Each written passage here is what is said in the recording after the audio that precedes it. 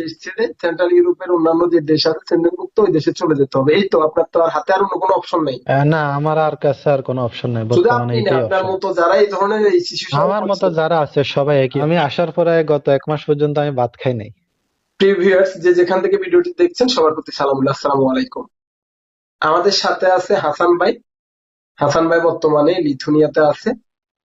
উনি বিগত কিছুদিন আগে দুবাই থেকে লিথুনিয়া এসেছে। আমরা হাসান ভাইয়ের মুখে শুনবো বর্তমান লিথুনিয়ার অবস্থা কেমন, এবং লিথুনিয়া আসতে বাংলাদেশ অথবা মধ্যপ্রাচ্যের দেশগুলো থেকে আসতে কতদিন সময় লাগে, প্রসেস কি এবং কিরকম টাকা লাগে। এবং আমি যতটুকু জানি হাসান ভাই দীর্ঘদিন দুবাইতে ছিলেন।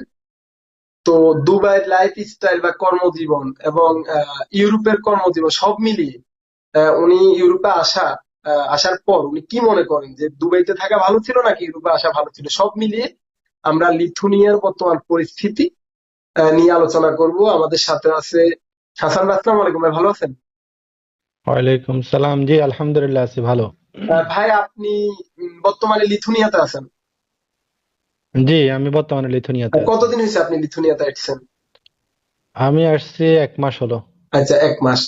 তো লিথুনিয়া সম্পর্কে আপনি আসার আগে মোটামুটি প্রাথমিক একটা ধারণা ছিল লিথুনিয়া কেমন দেশ, স্যালারি কেমন, ফ্যাসিলিটি কেমন, এটা সেন্সে জ্ঞানী মোটামুটি একটা প্রাথমিক যে ধারণা, এই ধারণাটা কি আপনি আসার আগে কি ছিল?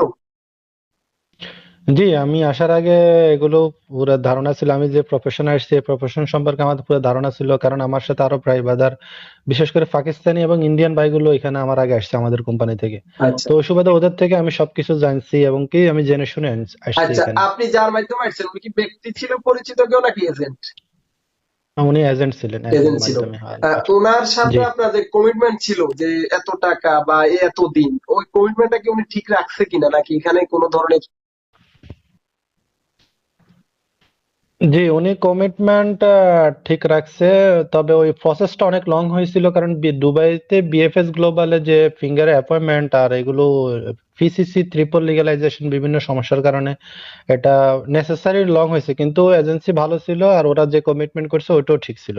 আচ্ছা, যাক, সব মিলিয়ে মোটামুটি ধরে নেওয়া যায় যে ওনাদের কথা কাজে মোটামুটি আপনি একটা মিল পাইছেন। মানে কথা কাজ সবকিছু মিলছিল, আচ্ছা, যাক। কোনো কিছু।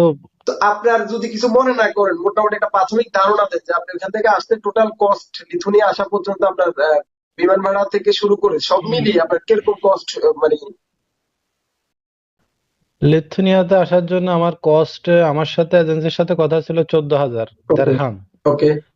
তো 14,000 দিরহামের কারণে ওনাদেরকে 14,000 দিরহামই দেওয়া হয়েছে, আর বাইরে আমার টিকিট এবং কি এই যে ডকুমেন্ট লিগ্যালাইজেশনের জন্য কিছু এক্সট্রা খরচ হয়েছে এবং অ্যাপয়েন্টমেন্ট নেওয়ার জন্য এক্সট্রা খরচ হয়েছে, টোটাল সব মিলিয়ে মিলিয়ে কি প্রায় আমরা আমার ধরতে পারি 18,000 বা 20 এরকম গেছে নাকি আর কম? 21 থেকে 22 আচ্ছা, 21 থেকে 22, তাহলে তো আনুমানিক। এখন আপনাদের দেড়হামের রেট কত, তাহলে ওই হিসাবে কয় লাখ টাকা আনুমানিক, জাস্ট একটা ধারণা? 30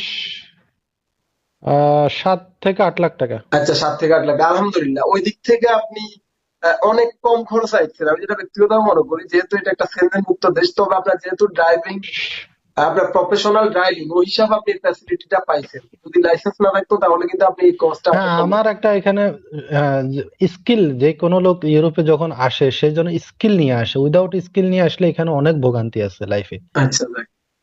তো মোটামুটি আপনি যেদিন থেকে ওনার সাথে কাজ কারবার পেপার দিচ্ছেন ওই দিন থেকে কত দিনের মাথায় আপনি লিথুনিয়াতে আসি পৌঁছেছেন? 1 বছর, 1 বছরের পরে। আচ্ছা, দেখ, প্রিয় ভিউয়ার্স, আপনারা যারা দেখতেছেন এই যে ইউরোপে যারা আসতে চান, তাদেরকে প্রথম বলবো আপনাদের একটু ধৈর্য, মানে আপনারা যে লোক নির্বাচন করবেন, হোক সেটা এজেন্ট হোক সেটা ব্যক্তি, সঠিক লোক নির্বাচন করার পরে তাকে একটু সময় দিতে হবে ইউরোপ আসতে হলে। নাকি ভাই? জি জি, অবশ্যই সময় দিতেই হবে। আচ্ছা। তো এরপরে এখানে আসার পর আপনি, আপনার কোম্পানি আপনাকে কি রিসিভ করছে? জি, কোম্পানি রিসিভ করছে, কিন্তু কোম্পানির ডকুমেন্টেশন করতে একটু ডিলে করছে, এই জন্য আমি ব্যক্তিগতভাবে কিছু সমস্যার সম্মুখীন হয়েছে, কিন্তু এখানে আরো যারা আছে তারা কিন্তু ওইভাবে সমস্যার সম্মুখীন হয় নাই। তো শুধু এটা আমার ক্ষেত্রে স্পেশাল কেস, আমি একটু সমস্যার সম্মুখীন হয়েছি। এটা এটা ছাড়া এমনি কোম্পানি ভালো, সব ঠিক আছে। তো ভাই আপনি যদি বলতেন এখানে আসার পর কি ধরনের সমস্যার আপনি সম্মুখীন হয়েছেন? সাধারণত আমরা যারা বা, ইউরোপে আসার জন্য পরিকল্পনা করি, তখন আমরা যখন টিআরসি পাই, আবুধাবি থেকে আসি বা দুবাই থেকে আসি, যে কোনো ওই দেশের রুলস রেগুলেশন মানতে হয় আমাদেরকে। আপনি একটা কোম্পানি থেকে তখন রিজাইন করে আসবেন, অথবা কোম্পানিকে একটা নোটিস পিরিয়ড টাইম দিতে হয় 1 মাস পরে। আপনি টিআরসি কালেক্ট করার পরে, আপনার টিআরসি ইস্যু হওয়ার পরে, কালেক্ট করার পরে, আপনি যখন এখানে আসার জন্য কমসে কম আপনার 1-1.5 মাস অথবা 2 মাস সময় লেগে যায়। তো এটা লাগার কারণে, এটা আমার এটা পরামর্শ আর কি, এই সময়টা যেন কেউ না লাগায় ভবিষ্যতে। হ্যাঁ, এটা একটা রিজন হইতে পারে যে আপনার এখানে আসার পরে যে সমস্যাটা হয়েছে, আমার দেরিতে আসার, এটা একটা কারণ হইতে পারে। কিন্তু কেউ যেন ইউরোপের ভিসা পাওয়ার পরে দেরি না করে, সাথে সাথে যেন চলে আসে, এটা একটা আমার মানে যে কোনো পয়েন্ট। আর দেশ আমার, হোক, ইউরোপের মানে হ্যাঁ, পাসপোর্টের যে ভিসা কোনো দেশ লাগার হোক। পর যতদিনই সময় দেখ, 3 মাস, 1 মাস, হুম, 45 দিন, হুম। কিন্তু যেন দেরি না করে। আপনার পরামর্শ এটা? দেরি না করে, এটাই আচ্ছা ভাই। দেরি না করে। আচ্ছা। আর দেরি, সেটা এখানকার রুলস রেগুলেশন অবশ্যই জানতে হবে আসার আগে। তারপরে আমি আসার পরে আমার সাথে যে সমস্যা হয়েছে, আমার আসার পরে আমার কোম্পানিতে অফিসে আমি আসলাম, আমাকে অ্যাকোমোডেশন দিল, সব ঠিক আছে।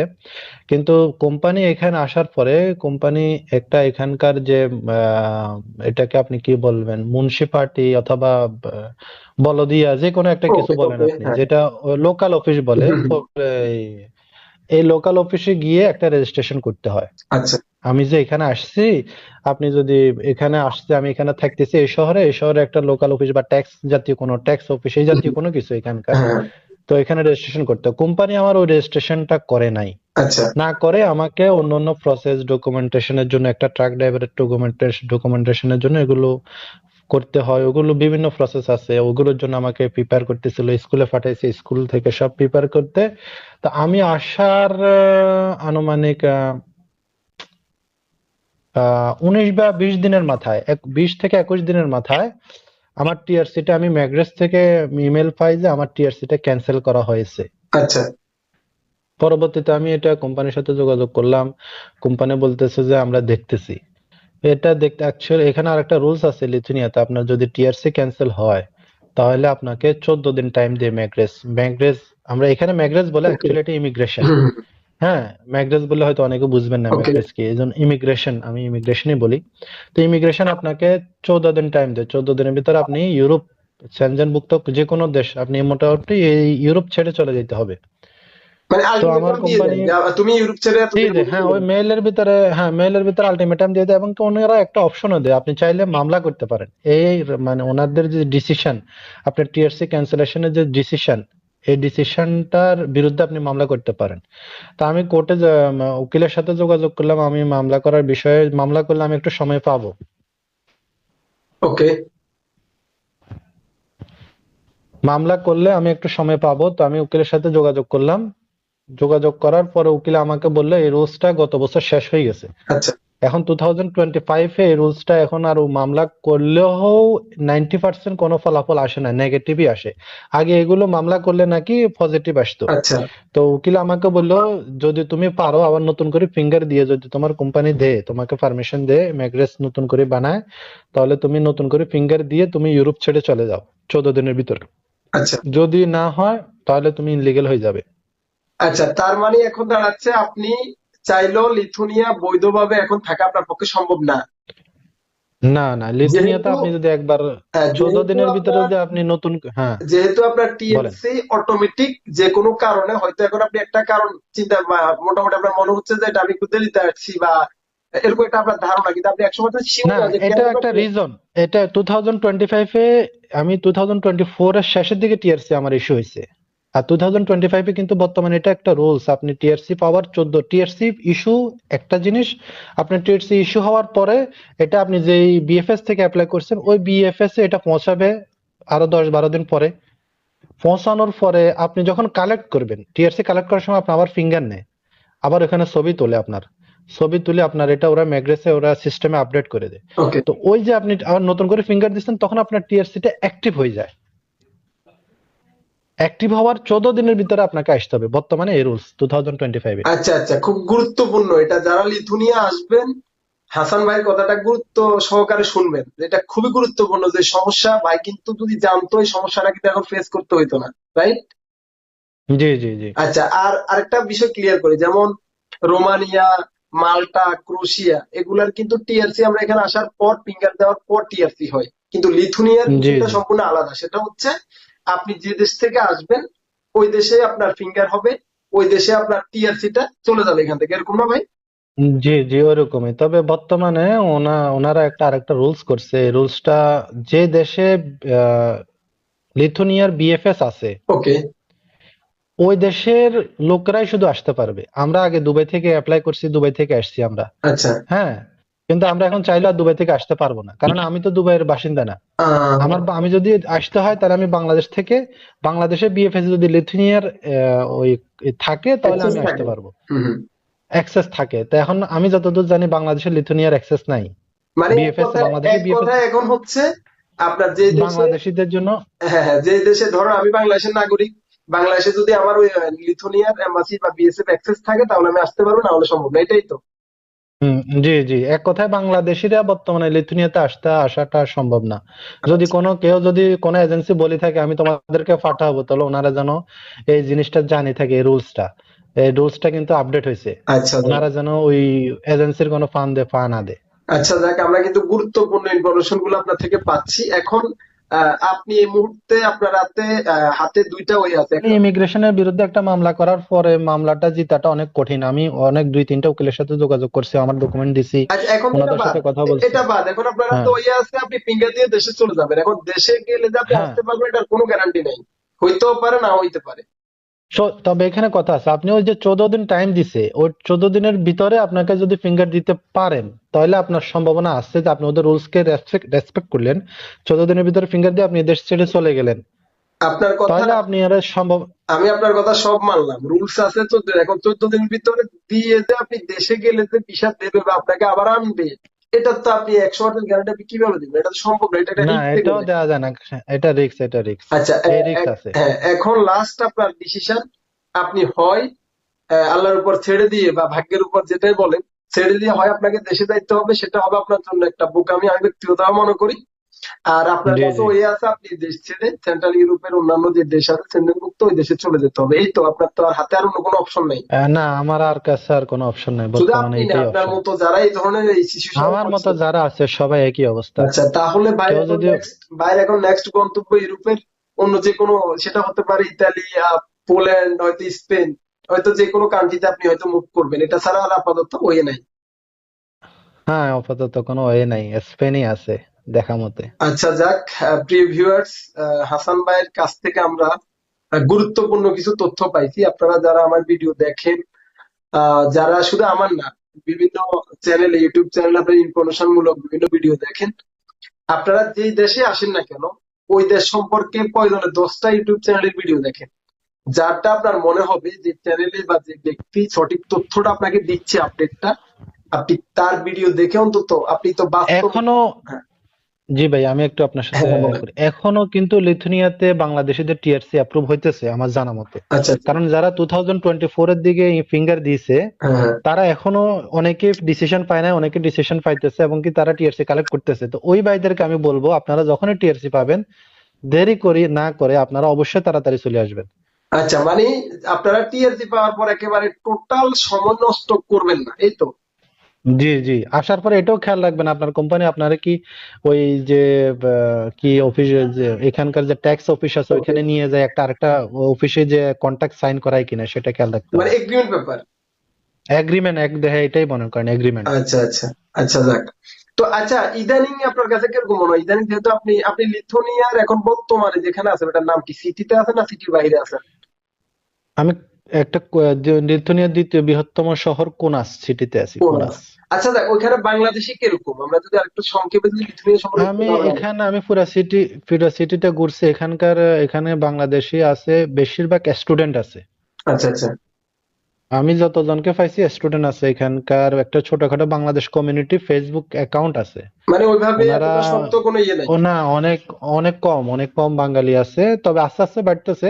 তবে ওনারা অনেক আন্তরিক, ওনাদের সাথে আমি যোগাযোগ করছি, ওনারা অনেক আন্তরিক, ওনারা যতটুকু সম্ভব ততটুকু হেল্প করার চেষ্টা করে। আচ্ছা। আর খাবার দাবারের যে এখানকার যে বিষয়টা, বাঙালি কোনো রেস্টুরেন্ট বা কোনো শপিং মল এরকম নাই? না, আমি আসার পরে গত 1 মাস পর্যন্ত আমি ভাত খাই নাই। আচ্ছা দেখ, এটা আসলে ভাই এটা কি বলবো, আমার আমি নিজেও শুধু আমি যখন রুটি খাইছি, ডাল খাইছি আর ডিম খাইছি।